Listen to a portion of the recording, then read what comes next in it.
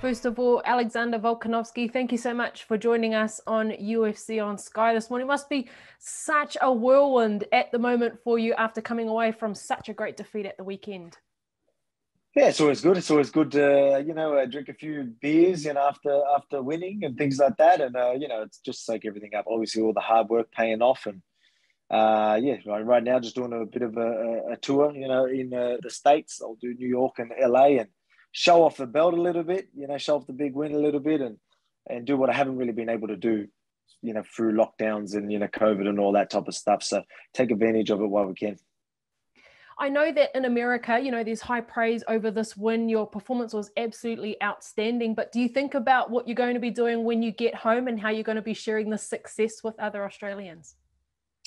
I usually go back home and usually catch up with some mates and obviously celebrate. I think we might do something back at the Volkanovski maybe as well. We'll do an event. And again, it's something that we can do. I haven't been able to do.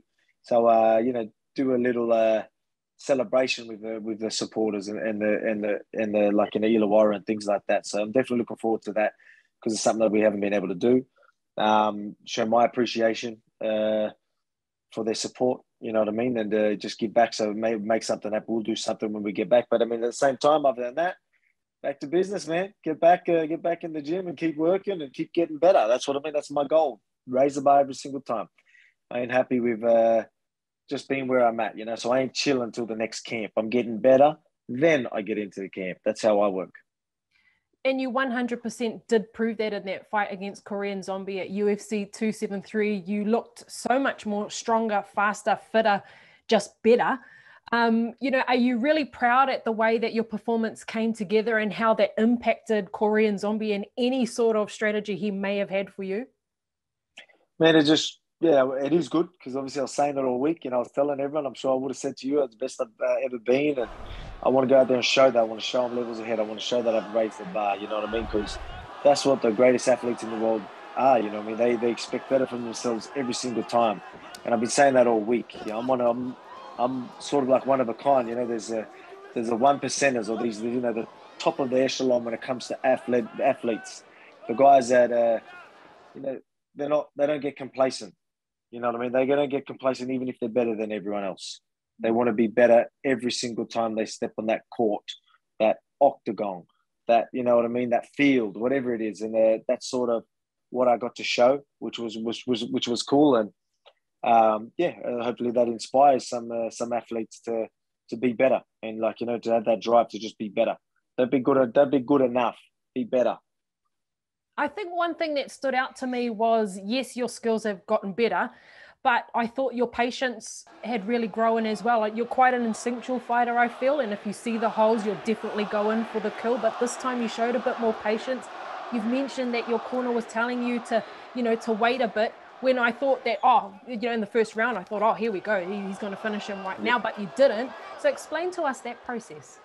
Yeah, it was because I seen openings and I felt like I could capitalize and do that little bit more and flirt with that range that little bit more. But the team was still like, yeah, let's not get complacent because he was still trying to catch me coming in, and I was making him miss purely because I was being that little bit more patient.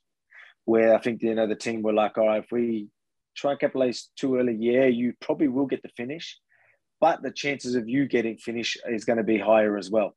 So let's wait till we can really take that away from him, then go for it. And that's exactly what we did. So the team were talking to me and, they're like, all right, now we can go.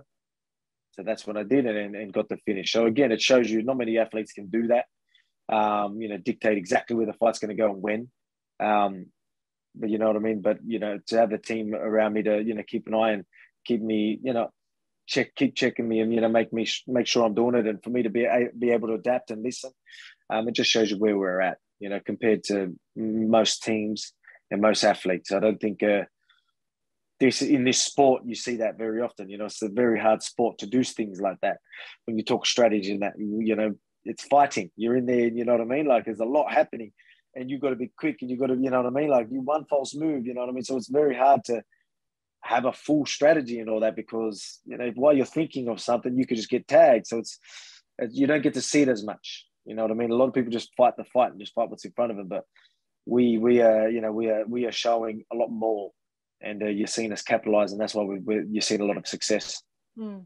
His camp did talk a lot about, or Henry Cejudo in particular, about pretty much sussing you out as a fighter. They knew what to expect. But what do you think it was that overwhelmed Korean Zombie the most? What didn't they prepare for? If they know, if they really know what to expect out of me and think that they don't know, then pretty much purely because they should know that, it's very hard to predict what I'm doing because I'm going to fight what's in front of me. I'm going to have my style, but my style really works and changes to what's happening in front of me, to what your reactions are doing, where you are, you know what I mean? So it needs to be more than just thinking that, oh yeah, he's going to do this and do that. And I'm going to, because as soon as you start changing one thing or trying to capitalize on one thing, I take that completely away from you by throwing something else in there, chucking a whole spanner in the works. So when they say stuff like that, I sort of chuckle and laugh because I'm like, you don't know what you're talking about because that's not how we roll. You know what I mean? Like that's something that, I pride myself, I don't do too many things the same. I might have I've got a style. I won't give too much away, but I mean, we have a style that has many options. My style in general covers a lot of ground. I said this leading up, covers a lot of ground. So what you give me is what you're going to get at the same time. And, I'm just showing that time and time again. Most definitely. Look, Korean Zombie is a very well-respected fighter. You've been saying it all week as well, that he's done great things within this division, but it wasn't a good night at the office for him. You recognized that before going into that final round. You've mentioned how you even asked him if he was all right.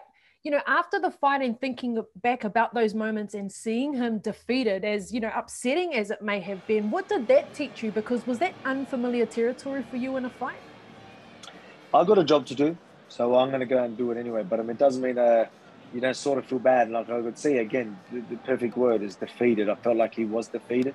He definitely tried in the third round and that as well. I still felt like he was trying to find the answer, but I felt like he was defeated and then didn't think he was really going to have an answer. And he just couldn't physically do it and mentally do it. And I could see that. And I felt like maybe he was subtly asking for them to stop the fight, you know what I mean? Which is, very hard for these guys. But I mean, this is what I'm doing to these guys. And my last two fights, I'm getting these guys asking for people to stop the fight, to give up, you know what I mean? So and no one wants to do that. It just shows you what I'm doing to these guys. But to see that was pretty hard. That's why I asked him, I go, man, like, I don't know. I just shouldn't have done that because in a sense, I know he's going to say I'm all good. So but I mean, at the same time, like it's sort of thought of at the time. It's like, you don't want to be here.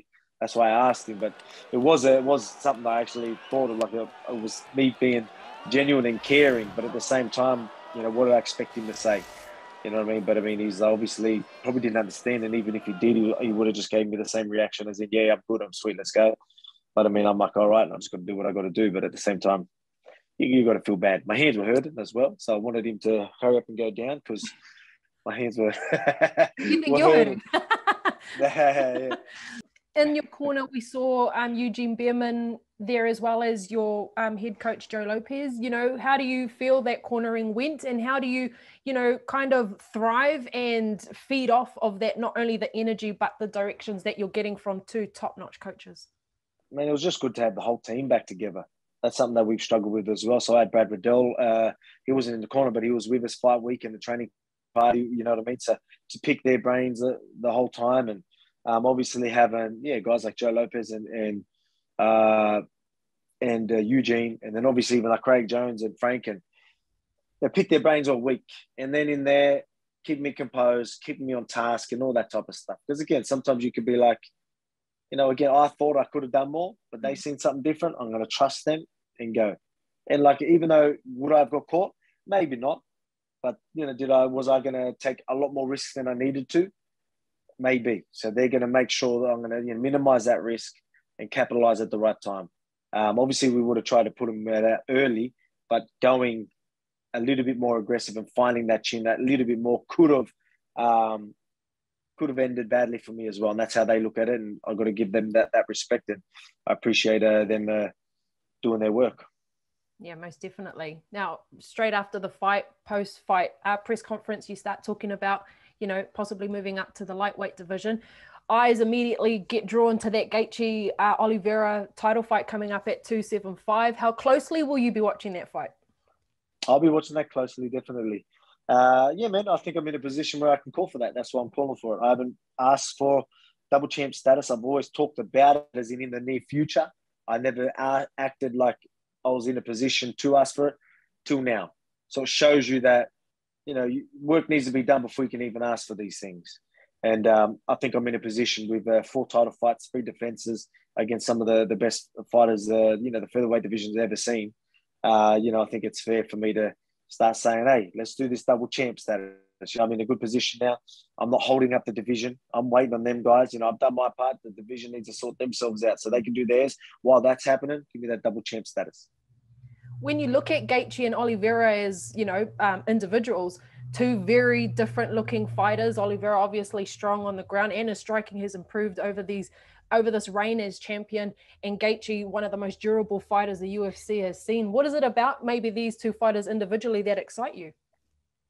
Both exciting fighters. Both would be big fights as well. Going up a division, going for that double champ is going to be a big fight no matter what. But Oliveira is definitely getting a backing from a lot of people now. He's doing some great things. That's a big fight. So both fight interests me. I think stylistically, they're both pretty much the same. Obviously, different fighters, but I mean they both have their dangers. So it doesn't really matter who it is. Just whoever wins is going to be the bigger fight. So whoever wins, we'll do it. Who am I leaning towards more to win that fight? I think it's pretty even. But if I had to choose someone who I thought probably has more chance of winning, it would probably be Oliveira. Good call. I would go with Oliveira as well. I feel like he is underrated a lot of the time, goes into his title fights as the underdog. So I think that's fair. I think he's done enough to prove that he is the champ, right? Oh, yeah, for sure. And that's again, styles make fights as well, right? So you look at what the body of work that Charles has done lately, you would think that that's a no-brainer to sort of choose him. But I mean, stylistically, I think Gaethje does give him sort of problems as well with the team that Gaethje has behind him as well. But at the same time, back to edge, give someone an edge, it'd probably be Oliveira. Yeah, I agree. I like that call. I really like that call, actually. Yeah. Look, you obviously want to have a chance at some point to defend your title in Australia. You have already mentioned it. We want that next. Yeah, well, I was thinking about, when the UFC does go to Australia, it goes to Melbourne or it travels up to Brisbane, not really so much in New South Wales. Will there ever be a chance, or what are the laws like, or something like, is that why it doesn't get, that the promotion doesn't go to Sydney? Well, I think I know there's talks of it coming to Australia. So that's something that I want, hopefully in the near future, hopefully next August or something. It's looking like a good date. I think I don't think there's that many hurdles to get that done. So we'll talk to UFC and really try and get that over the line and make it happen. I know there was whispers. I'm sure there's hurdles, but I mean, I think we can make that happen. I would love, I think we deserve to have another fight on this side of the world, another event, and I think I deserve to defend my belt or fight in front of a home crowd again. You know what I mean? So I'm looking forward to that. When you look back at all the the restrictions and the obstacles and the testing and all of these things that the rest of the Australian contingent and New Zealand have had to do over these last few years, do you think that it's not too much to ask that we finally, work a little bit harder to get a card back down here? Yeah, I think so. I think definitely, you know what I mean? Again, there's other events, we're getting sold out arenas in other events and other sports and that. So I think, I think it could be done. I think I know, there was some events that, Dana and that wasn't too sure about, and then they end up doing it, and then they'll absolutely stoked they did that. And I think that'll be the same here. If he's like, oh, I'm not sure about this, get it over the line, and we'll make you, you won't regret it. 100%. Alexander Volkanovski, thank you so much for joining us. Lap it up. You deserve it. Congratulations. Thank you. I appreciate it.